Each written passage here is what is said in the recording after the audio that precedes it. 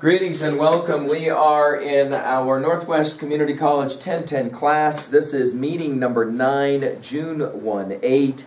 And our agenda is two parts now quickly. One, we want to review some general comments about papers as you're handing them in to me.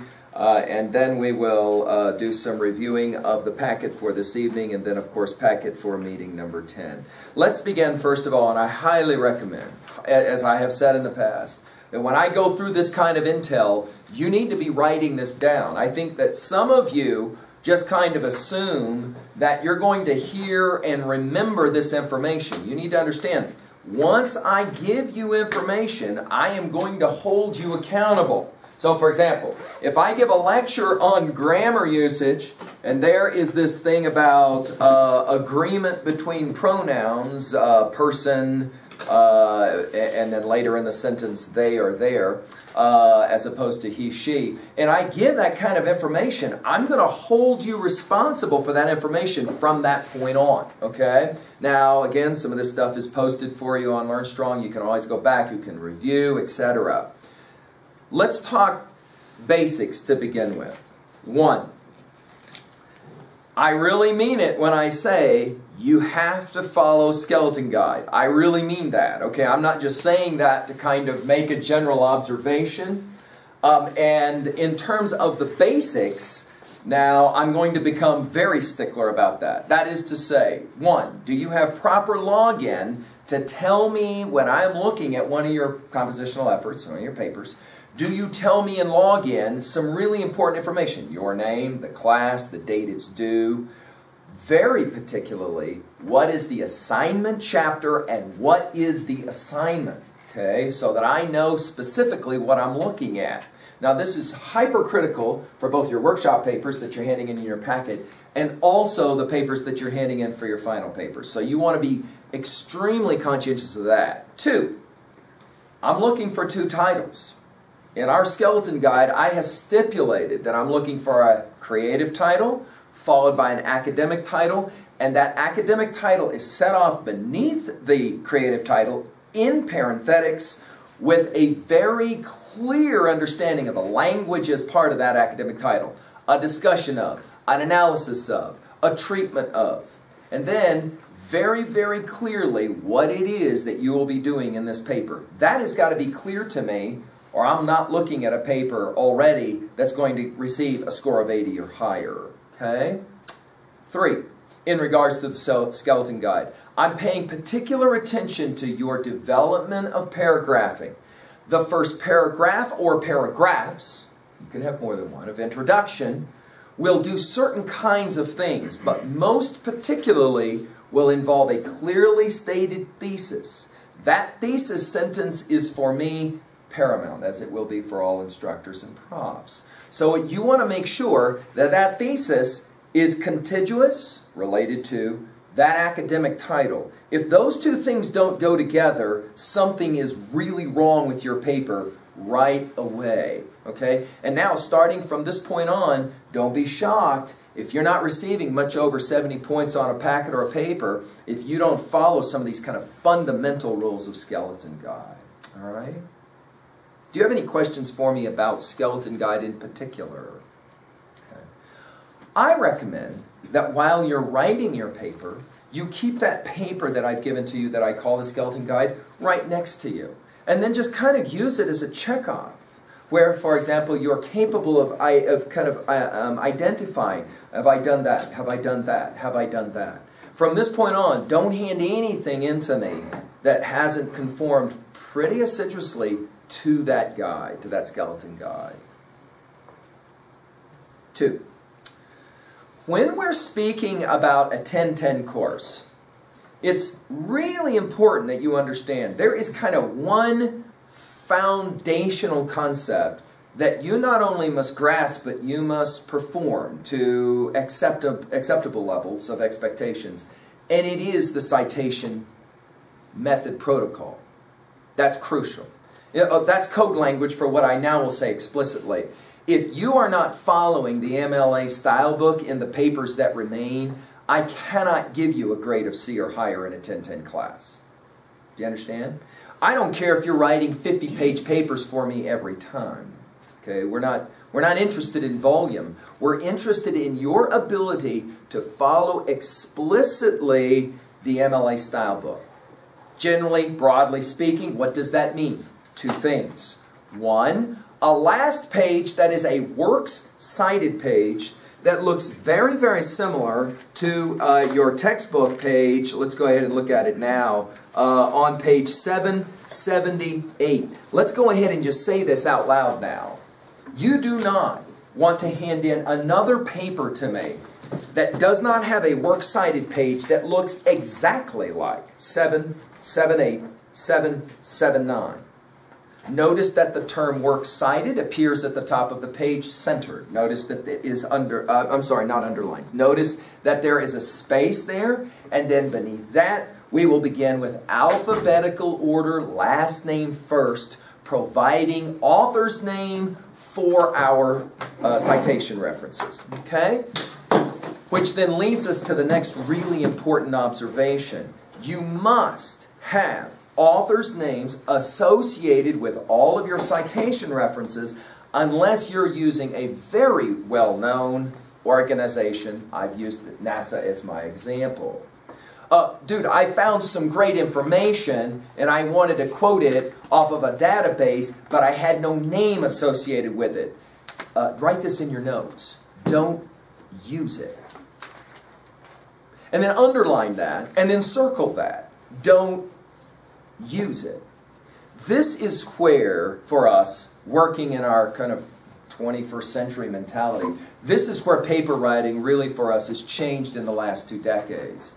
If you don't have an author's name that's a credible author's name associated with a cite or a citation, don't use it. What I would recommend is that if you're looking for specifically a certain line, just literally copy and paste that right into your Google bar, your Google Scholar bar, your database bar, and actually look on the net somewhere else in databases or elsewhere. You'll probably find that very line associated with a name that you can qualify as credible. Okay? Now, second thing.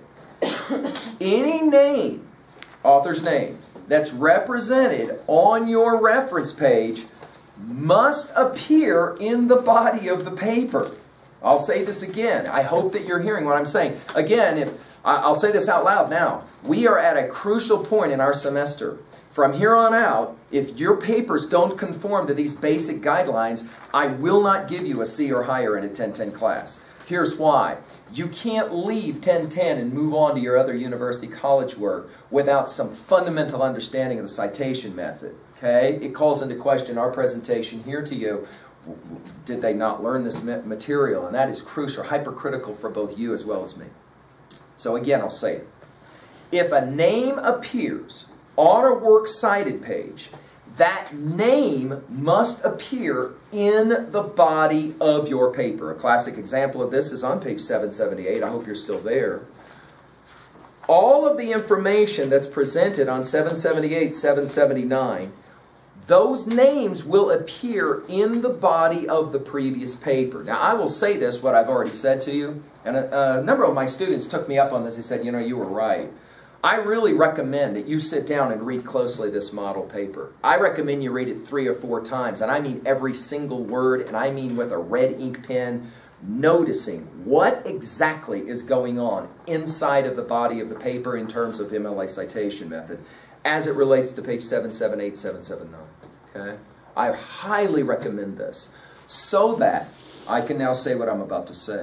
Your paper has to look like this in regards to citation method. Okay? So if you are providing any kind of information on your works cited page in terms of an author's name, and it better have an author's name, then that author's name has to appear in the body of your paper in one of 2 ways. Either the author's name will be part of an actual sentence, Macmillan suggests, blah, blah, blah, blah, blah. Okay. Or you're going to provide the information, and at the conclusion you're going to provide me with the author's last name. Okay, Macmillan. Either way, that has to be crystal clear to the instructor. If it's not, your paper will get jacked. Okay, both by this instructor and by instructors to follow you. Okay? So it's really, really critical. Now, before you hand in any paper to me, and I would recommend for those of you who I'm saying this to and you're like, ooh, I still have not followed that protocol for the paper, the packet of this evening, don't hand it in. Because I really mean it. At this point on now, if you're not handing in papers that conform to the MLA style book, I will let you know, both through writing and speaking to you, that the highest score you're going to receive in this class is a D. Which for those of you who are serious about your academic work, you got to get a C or higher in a 1010 class to keep moving forward. Okay? They won't even let you take a 1020 class without a C or higher in the 1010 course. Okay? So it's really critical that you're paying particular attention to this work. Finally, I'll go back to an earlier lecture. And again, I think for some of you, you heard me say things, but maybe you just didn't quite understand yet well enough or process well enough to then put it into practice. I hope that you'll recall that at the end of a lecture on grammar study and proofing, that I gave you an upside-down pyramid, right? Where I drew lines on my whiteboard and I said, multiple sweeps of your paper suggested, okay? You'll maybe remember across the top that I said, basically you want to make sure you're actually answering the question, is my paper conforming to the expectation and the expected question? But then the next series of those lines, very, very critical for you. One of those has to do with paragraphing. You cannot hand in a paper to me that has an entire page of type without indentions, without paragraphing. Okay? Profs will read papers looking for indentions. Why? Two reasons. One, it gives them a break while they're reading. It gives them a break, literally a break. I mean like a rest. Like, okay, I'm going to read to this indention, then I'm going to take a mental break for a few seconds before I hit the next one. But more importantly, secondly, indentions mean topic sentences in academic writing. Topic sentences mean development of idea. So as we're looking for these indentions, we're trying to flow in our mind the arguments that you're making. So it's hyper-critical that you not write whole pages without paragraph indentions. Now what some students do is they literally will double space in between paragraphs to make sure that it's identifiable where the new paragraph starts. For our purposes with the MLA style book, I'm fine with just simply indentions for each new paragraph. Then, with each new paragraph, we want to pay a lot of attention to that first sentence. That first sentence cannot be a quote. That first sentence of body paragraphs must be a topic sentence. Now, it is possible and predictable that a lot of the papers that we're now writing will be more than 5 paragraphs, which means that for a single point of validation, I may be using sometimes 2, 3, even 4 paragraphs. What you need to think of is that those paragraphs then are a unit body unto themselves, where still each topic sentence relates to whatever came before. Another way to say this, and you maybe want to write this down, this is another way to kind of think about this. About any given POV, I'll use POV as opposed to paragraphing because sometimes a POV can be 3, 4 paragraphs. About any POV, we always want to ask the following question.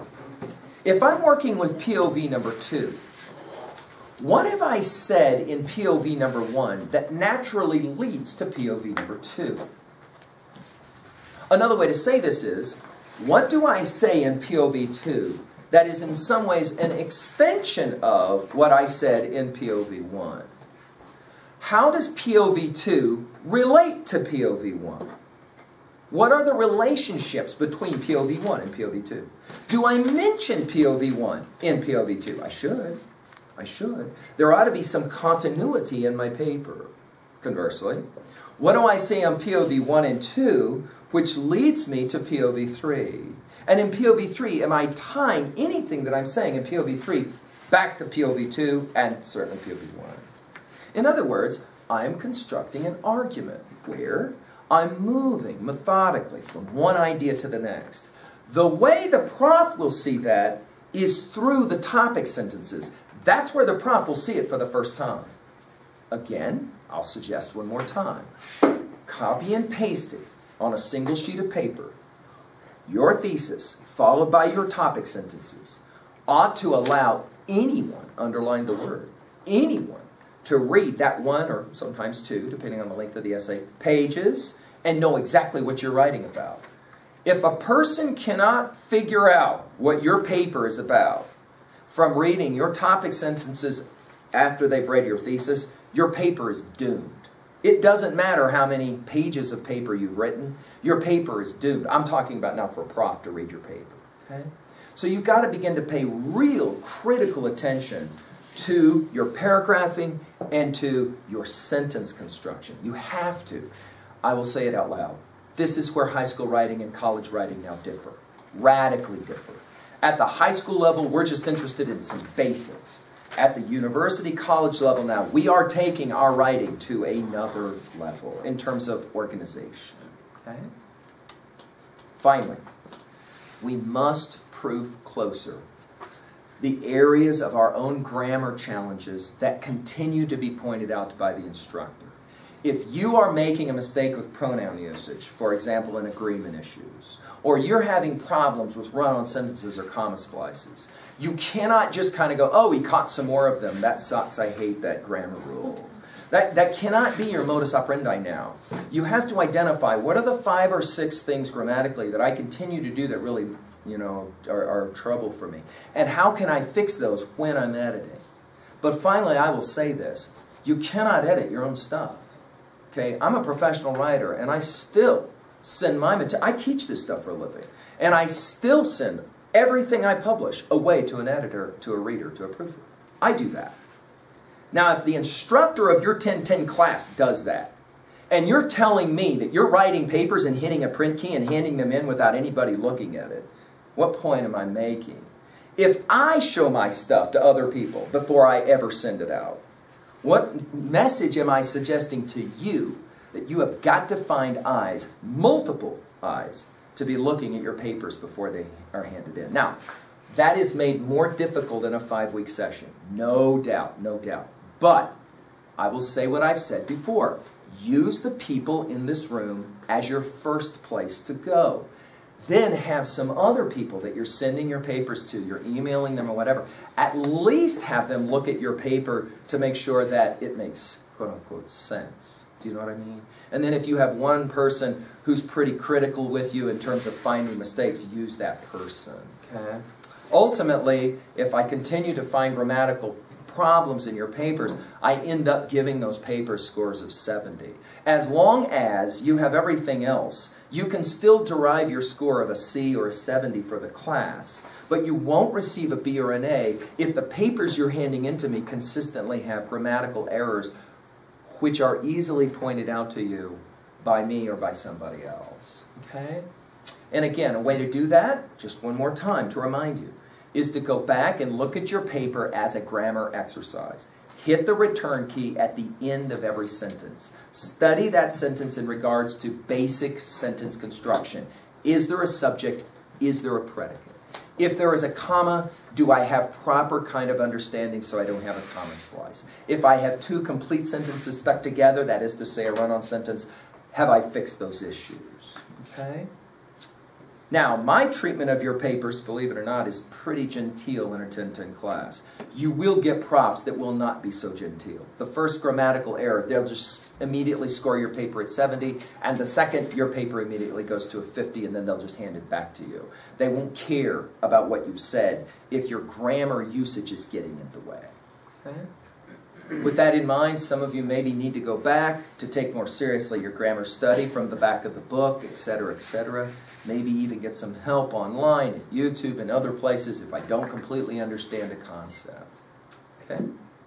I am not trying to find all of your grammatical errors, and in fact, I don't even look for them, believe it or not. When I'm scoring your papers, I'm predominantly focusing on organizational issues. So if I'm pointing out something like a comma splice or a run-on sentence or agreement issues or whatever, use of first-person pronouns, second-person pronouns, etc., etc. If I'm pointing those things out, it's not because I'm looking for them. I'm not serving as your editor. I'm just showing you that this at least hits my reading consciousness high enough that I'm able to point it out to you. I should point out to you a comment that was made by your lecturer last session, where he said he's not a very good dancer, but he understands rhythm in regards to writing. I totally understand this metaphor. If you spend any time right, around composition. You start to get a sense of what sounds good and what doesn't. The classic example for me was an old teacher friend of mine who lectured at Warren High School years ago. In the auto shop, he was a very famous teacher and coach named Doug Riekert. Riekert and I were pals. And he had a history that I had been told about, but I didn't know, that he could tell what was wrong with a car from just listening to it. I was thoroughly convinced that a used vehicle was going to be a total steal for me, and I brought it into him. And the car was sitting in his shop, and he said, well, turn it on, and I'll tell you what I think. I turned it on. Literally, as soon as I turned it on, he goes, shut it off, shut it off, shut it off. I start screaming at me. I shut it off, and he goes, that car's a pile of crap. Get it out of here. And I went, what are you talking about? It looks great. And he said, I'm telling you it's a pile of crap. I said, what is wrong with this car? Seriously? I didn't have the car on for even 5 seconds. He said, this is wrong, this is wrong, this is wrong. And I went, you are so full of crap. I'm going to call you on it. And so I go in his office, I pick up the phone, I call the car dealership that's going to sell me this used car, who, by the way, had told me it was in good condition. I put him on speakerphone so I can humiliate old man Riekert and say, see, you didn't know what you were talking about. My first question. So, I'm just checking out this car you're selling to me as a used car. You told me it was like really good shape. Oh yeah, great shape. So, is there a problem with the carburetor? Because apparently there's a problem with it. Long pause. Well, yeah, we did discover. Is there a problem? And I said the other two things. Well, yeah, that is an issue too. I hang up the phone. I look back at my pal, Riekert. Early in our relationship this happens. And he's just looking at me like, really? You're going to doubt me? It's at that point that now I'm just really interested in how, from 5 seconds, he could identify all these things wrong with an engine. He never opened the hood of the car. And I asked him. And he said, it's simple. I spent 40 years or more listening to good car engines. I know what a car engine sounds like. The minute I hear an engine, I can tell you what's wrong with it because of the way it sounds. And that immediately resonated with me, the way your instructor said in the last one, because although I don't know anything about engines, those of us who spend much time looking at prose, composition essays, we know what sounds and looks right. So we can see it really quickly. It doesn't take long for us to see and hear it. I can look at a paper literally in less than 5 seconds and tell you whether it's a 70 or higher. All I'm looking for are paragraph indentions, for example. I don't have to have read a single word of your essay. I can look at your essay from an academic title and know whether I'm looking at a legitimate paper or not. I don't have to read any of the words. And I'm not alone here. Most profs are this way. Think of it. If you do anything repetitively a long time, you get pretty good at it, right? And guess what profs do all their career? Read lots of papers, right? So one of the suggestions I'm making to you is to try to make your essays look and sound as much like academic essays as you can to help you as you get ready to go through this experience of the academic community, as I've said it. Okay? Okay, with that as our background now, let's talk this evening's session. If you've decided that you are going to hand this in, and if for reasons that I just articulated, you decide, well, you know what, the packet I was planning on handing in tonight, I'm going to hand in tomorrow, then that's fine too, and you can just make sure and give it to me in the morning sometime tomorrow. Your meeting 9 cover sheets, you should be looking at them now. Your Chapter 8 notes, followed by your Grammar Handbook section GL. The teaching company lectures this evening will be 16, 17, and 18. We'll outline those in a moment. The Chapter 8 paper is justifying an evaluation. And again, you want to make sure that that's said specifically both on your cover sheet and on your login information for your paper. Don't do it now. And the other thing that I'm looking for is that you have identified with red ink the 5 different pieces of external validation in the body of your paper. Now, the easiest way to do this is to, in the left-hand margin of your works cited page, just simply number 1 to 5. Okay? Then in the body of your paper, when citation source number 1 is used, then with red ink off to the right in the margin, just write EV number 1. And then, of course, EV number 2. This will allow you to be able to double check to make sure that the works cited page that you're working with correlates with the in-text citation. Let me give you a classic example of why you want to do this. I actually had a student once who wrote 2 papers on the same topic. She submitted to me the paper of the paper A, but the works cited page for the paper B. Do you understand what I just said? She literally wrote 2 papers on the same topic. She elected to go with paper A, the actual paper. But she gave to me the works cited page for paper B. When they went together, none of the names on the works cited page correlated with the names that were in the paper itself. Got me? Ended up jacking her score badly. Okay? So you want to make sure when you hand in your paper to me that your external validation in text relates to your reference page. Okay? They got to go together. Any questions about tonight's meeting number 9?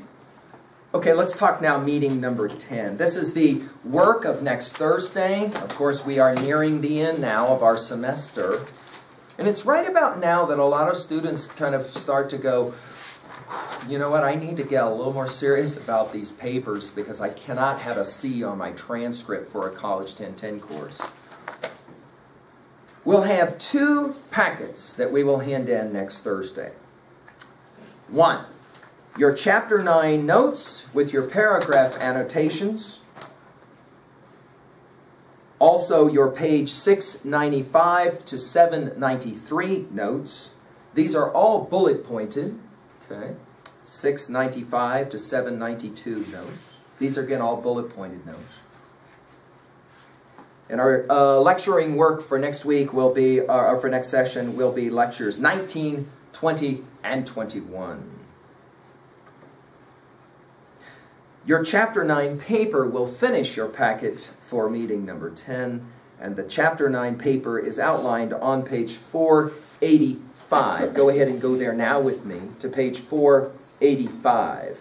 Now again, you always want to say in your login information what the specific assignment was. It is called on 484, speculating about causes. So both on your cover sheet as well as in the login information for your paper for meeting number 9, you want to make sure that you have called this speculating about causes. Now, as I've said already to you, Axelrod Cooper wants to make sure that you can write a paper, an academic paper. So it will appear to you in some ways like they're asking the same kind of assignment over and over and over again. And in some ways, let's be fair, they are. These assignments are kind of the same kinds of assignments, academic essay writing over and over and over. This one, a little slight nuance. Notice you're going to write an essay. I'm reading with you now on 485. You ought to be reading with me on 485. You're going to write an essay about an important or an intriguing phenomenon or trend, and you're going to speculate about why it might have occurred. You're going to describe your subject, demonstrate its existence if necessary, and propose possible causes for it. You're going to discover a way to sequence the causes logically. You're going to then support or argue for the causes so that your readers will find them plausible.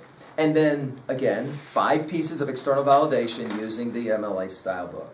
I'll say about this paper what I said about the previous paper, the one that you'll be handing in this evening, Chapter 8. You really do want to pay attention to the models to make sure you understand what is it that this paper has to kind of look and sound like. But then more importantly, allow Axelrod Cooper to help you write this paper by starting on 485 and literally walking through those steps so that you have a better sense of what it is that you're actually working with, okay?